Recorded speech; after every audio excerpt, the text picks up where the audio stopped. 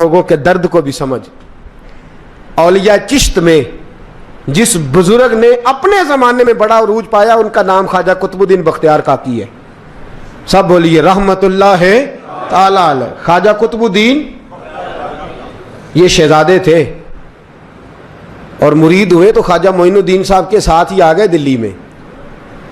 خواجہ معین الدین صاحب کی بھی کیا بات، عطائے رسول ہند الولی، اور ان کے مرید تھے بابا فرید الدین گنج شکر رحمت اللہ علیہ. اور مجھے اللہ جانتا ہے مجھے عشق کی حد تک پیار ہے بابا فرید صاحب سے، بڑا میرا درد ان کے ساتھ.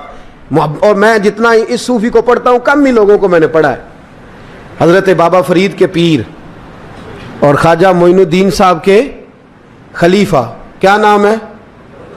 خواجہ قطب الدین. مکتب میں پڑھنے گئے نا پہلے دن، 4 سال کی عمر تھی تو قاری صاحب نے الف با تا سا پڑھایا تو انہوں نے 15 سپارے قرآن پاک کے سنا دیے.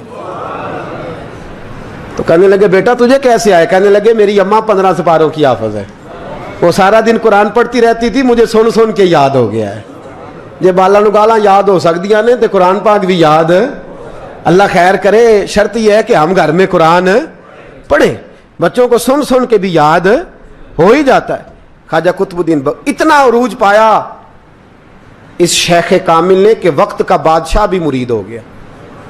سلطان شمس الدین التمش مرید تھا، دلی کا بادشاہ بھی مرید تھا. اجمیر کا بادشاہ خواجہ معین الدین صاحب کا مرید نہیں ہوا،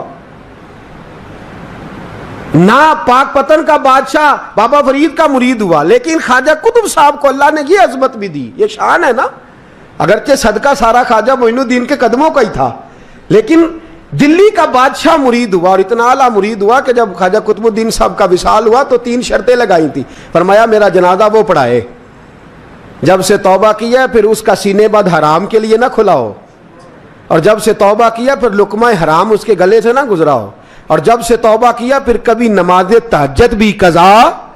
بڑے بڑے صوفی میری طرح کے گردن جھکا کے کھڑے ہو گئے. 7ویں صف سے دلی کا بادشاہ نکل آیا، کہنے لگا پیرا ساری زندگی میں نے پردہ داری سے عبادت کی تھی، تو جاتی دفعہ مجھے بے نقاب کر گیا ہے. اتنا بڑا انہوں نے شخص تھا. اور حال یہ تھا، لوگ کہتے ہیں کہ فلانا آدمی امیر آدمی ہے تو حضرت صاحب کا تعلق پیر صاحب کا تعلق زیادہ ہے، تو اس کی عمارت نہ دیکھ، کبھی کبھی اس کی پرہیزگاری بھی دیکھ، اس کی خدمت گزاری بھی دیکھ. خواجہ قطب الدین صاحب پہ بھی الزام لگتے رہے. ایک الزام یہ بھی لگا کہ قریب چلے گئے. ہوا کیا، جب بادشاہ مرید ہوا تو کہنے لگا حضرت جی میں نے بادشاہی نہیں کرنی، میں نے اب خانقاہ میں رہنا ہے. تو فرمایا بیٹا تو چھوڑ دے گا تو کوئی ظالم بیٹھ جائے گا. تو حضور پھر کیا حکم ہے؟ فرمانے لگے تو نے کرنی ہے. تو کہا حضور آپ وہ کہاں ہوتے ہیں، میں کہاں ہوتا ہوں، دل ہی نہیں لگتا. آپ فرمانے لگے میں ڈیرا اٹھا کے تیرے قریب لے آتا ہوں. خواجہ صاحب 1 کلومیٹر کے فاصلے پر ڈیرا اٹھا کے لے آئے. فرمانے لگے میں تیری تربیت کرتا رہوں گا، تو مخلوق کا بھلا کرتے رہنا. صلی اللہ علیہ، تو حضور کی امت کا اللہ اکبر. وہ قریب، اس وقت بھی لوگوں نے بڑی باتیں کی کہ دیکھو جی بادشاہ تھا نا تو پیر صاحب ہی نیڑے آ گئے. لوگ دیکھتے نہیں کہ اصل بات کیا ہے. خیر وقت گزر گیا، بادشاہی مرید ہو گیا تو پھر دلی سارے میں اسلام، اتنا عدل انصاف. ہندوؤں کو بات پسند نہ آئی، انہوں نے کچھ مسلمان خرید لیے. سلطان شمس الدین التمش بیٹھا ہے دربار میں، جاگ رہے ہیں نا آپ لوگ سب، کہیے صلی اللہ علیہ. بڑی غور سے سننے والی بات. ایک دن سلطان شمس الدین تمش دربار میں بیٹھا ہے، قاضی عدالت بھی بیٹھے ہیں، مقدمات سنے جا رہے ہیں. باہر سے رونے کی آواز آنے لگی، چیخنے چلانے کی. بی بی بیان کر رہی کیا ہو گیا کیا ہو گیا. وہ ٹال لگے ہوتے تھے بادشاہوں کے، وہ بجنے لگے، زور ہونے لگا. بادشاہ نے کہا اس فریادی کو جلدی بلاؤ. وہ اندر عورت آئی تو چیخ چیخ کے رو رو کے اس نے اپنے کپڑے پھاڑ پھاڑ کے، برا حال، 2 مہینے کا بچہ. لوگ اس کی آہو زاری پر اس کی طرف متوجہ. بھی کیا ہوا، پانی پلاؤ بٹھاؤ، یہ کیا ہو گیا. کہنے لگی لٹ گئی، عزت برباد ہو گئی، تباہ کر دی گئی. میں کیا ہوا؟ کہنے لگی بادشاہ ایک شخص میرا غیر شرعی خاوند بنا، پھر مجھے حمل ہوا، پھر میری گود میں یہ بچہ ہے 2 مہینے کا. اب گئی ہوں تو وہ کہتا ہے کہ میرا تو تیرے سے تعلق ہی کوئی نہیں. بادشاہ کہنے لگے یہ سلطان شمس الدین تمش کی جگہ ہے اور میں نے رسولullah صلی اللہ علیہ وسلم کے دین کے مطابق حکومت استوار کی ہے. کون ہے جو تیرے ساتھ؟ ابھی گردن نہ کاٹ دوں گا. بات کر کون ہے؟ کہنے لگی تو کچھ بھی نہیں کرے گا, کوئی کچھ نہیں کر سکتا. لوگ کلمے چھوڑ کے بیٹھ گئے, توجہ ادھر ہو گئی. پراپوگنڈے بڑا اثر کرتے ہیں معاشرے پہ. رنگ ایسا عجیب ہے, انداز ایسا عجیب ہے. فرمایا بات تو کر. اس عورت کی آواز گونجی تو حالات ہی خراب ہو گئے. کہنے لگی بادشاہ حوصلہ پیدا کر سننے کا. کہا تو بات کر. کہنے لگی میرے گود میں جو بچہ ہے یہ قطب الدین بختیار کاکی کا ہے, یہ تیرے پیر کی ناجائز اولاد ہے. اٹھاؤ, پروفیسر سلیم چشتی نے پی ایچ ڈی کی ہے, وہ لکھ رہے ہیں اس واقعے کو. تیرے پیر کا ناجائز بچہ ہے. ہاتھ کانپنے لگے بادشاہ کے. کہنے لگے یا اللہ کبھی تو قیامت برپا کر دے تو معاملہ ٹھیک ہو جائے, میں تیری زبان کھینچ دوں گا تیری گر. تو نے بات کیسے کی؟ کہنے لگی میں نے کہا تھا نا تیرے اندر حوصلہ نہیں, میری عزت تار تار ہو گئی اور تو پیر بچا رہا ہے. اللہ اکبر. سلطان شمس الدین تمش آسمان کی طرف دیکھ کے کہنے لگے مولا مجھ مجرم کو جس کی برکت سے اٹھا کے تو نے مسجد میں پہنچایا, آج مجھے تو نے کس امتحان میں ڈال دیا؟ یہ کیا رنگ تو نے زندگی کا بنایا ہے؟ کہنے لگی بلا اسے, اڑا اب گردن. اللہ اکبر. خواجہ قطب الدین بختیار کاکی, ذرا اس جگہ پہ اپنے آپ کو کھڑا کر کے دیکھ میرے دوست. جو شخص دلی کے بازار میں نکلے تو دکانیں بند ہو جائیں, عورتیں گھروں میں گھس جائیں, جس کے نام پر چرچے ہوں دین کے, وہ شخص لاٹھی ٹکاتا ٹکاتا. عرس منانے آسان ہے, ڈھول ڈمکے کر کے گھروں کو جانا آسان ہے, پر ذرا ان کی راہوں کا مسافر تو بن انہوں نے انداز کیا اختیار کیا ہے. حضرت خواجہ قطب الدین بختیار کاکی, خبر پھیل گئی. اتنی شہرت پاکیزگی کی نہیں ہوئی تھی جتنی اس جرم کی ہوئی. لاٹھی ٹکاتے ٹکاتے جب پہنچے نا بادشاہ کے دربار میں, بادشاہ اٹھنے لگا, قاضی اٹھنے لگا, لوگ اٹھنے لگے, تو قطب الدین بختیار کاکی کی آنکھوں میں آنسو آئے.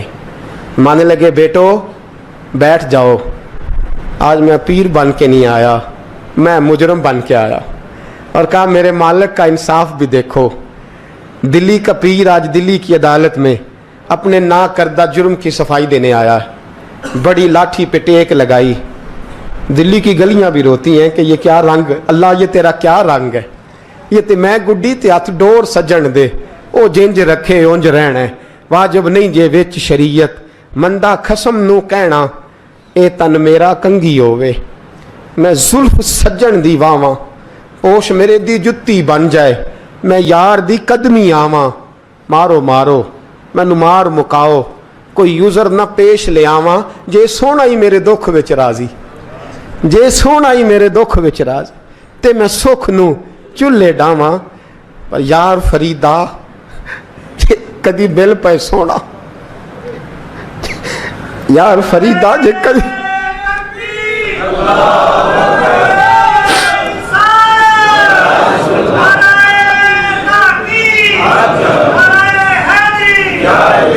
یہ کدی مل پہ سونا, بس انہوں رو رو حال سناواں. ٹیک لگائی ہے.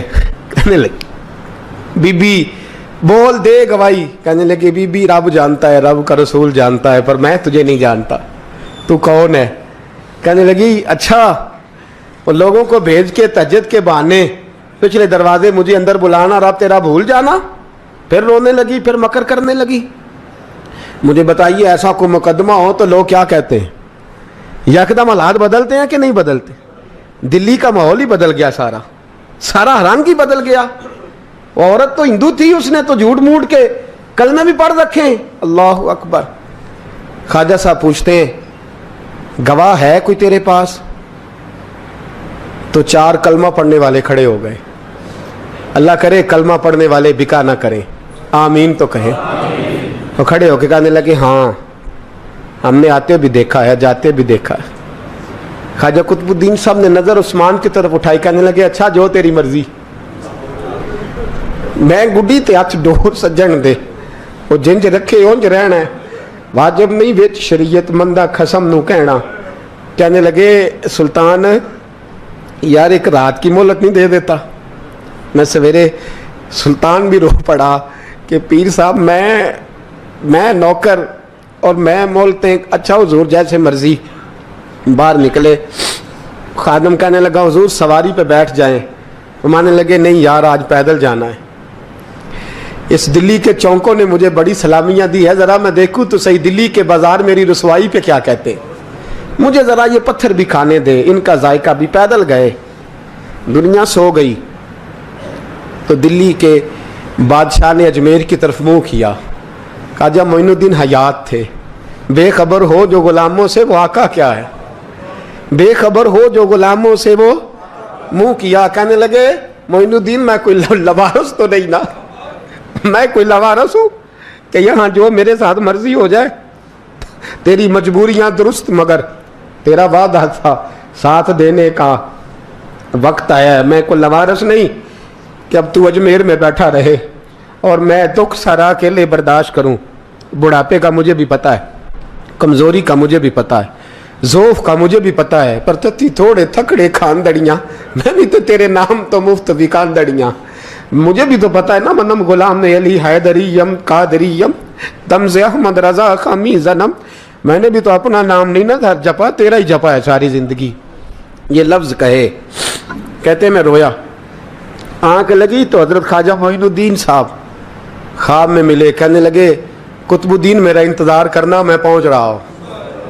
میرا انتظار کرنا, میرا انتظار. کیا کہا میاں صاحب نے؟ کہتے ہیں مالی دا کم پانی دینا, پھل کچے ہون یا پکے, اے پیر مرید دے سر تے ہی رہندا ہے, جھوٹے ہون یا سچے.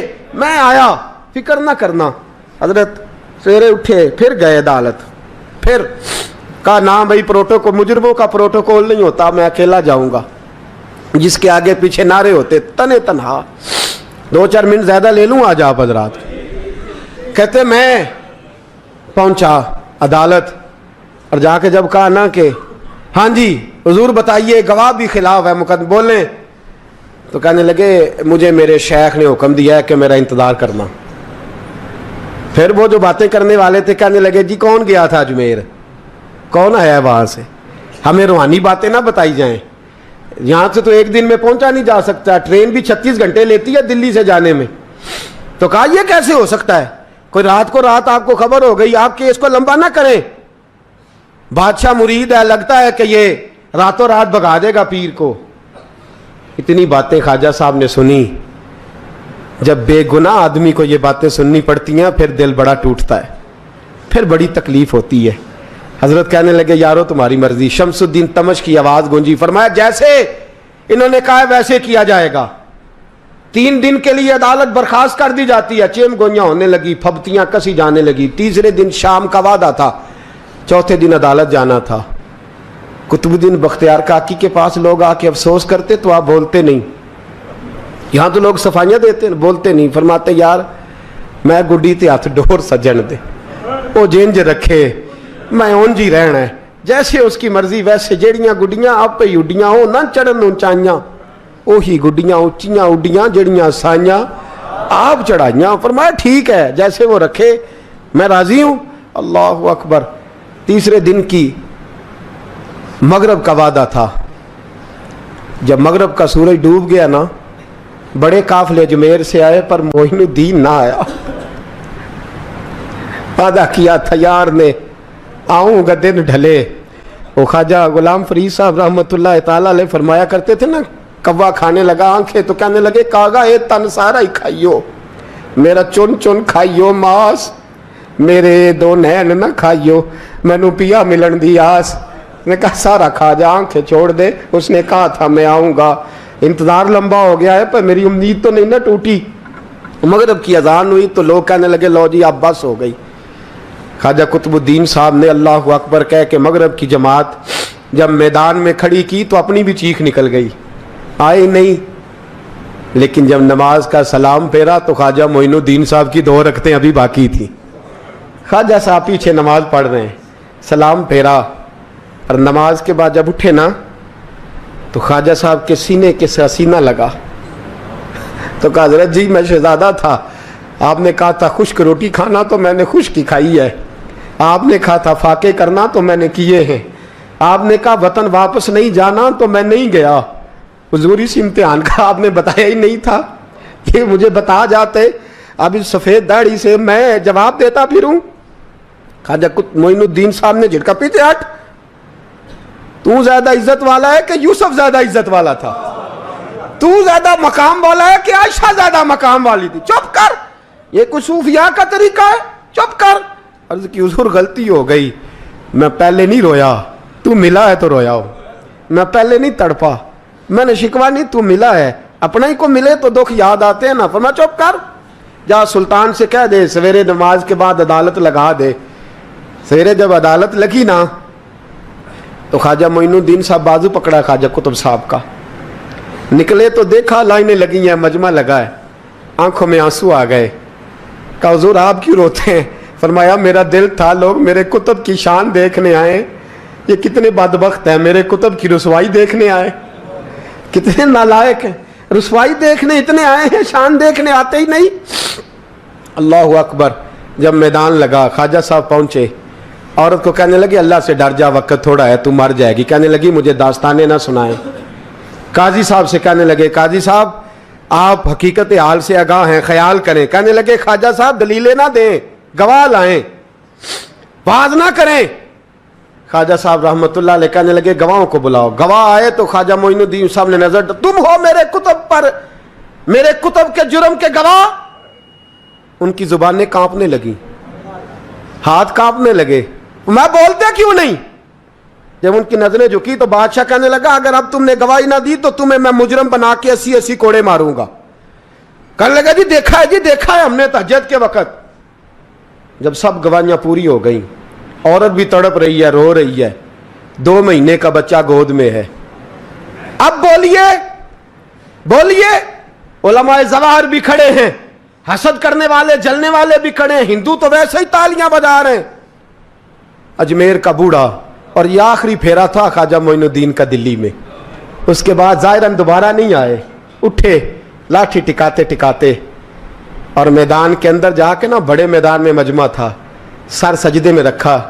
کہنے گے یا اللہ میں ہندوستان مرضی سے نہیں آیا, تیرے رسول کا بھیجا آیا ہوں.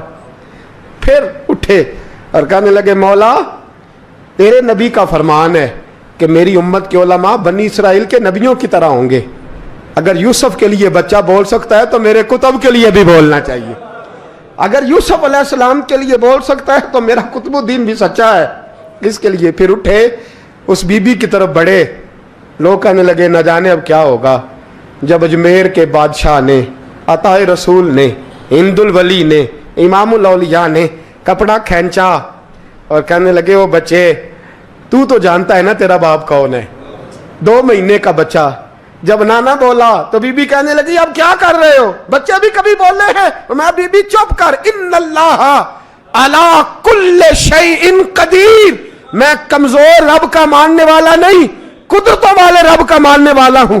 وہ چاہے تو بچے بھی بولتے ہیں. قرآن کہتا ہے حضرت عیسیٰ بولے تھے انی عبداللہ آتانی الکتاب. مریم بھی تو ولی اللہ تھی, وہ نبی تو نہیں تھی.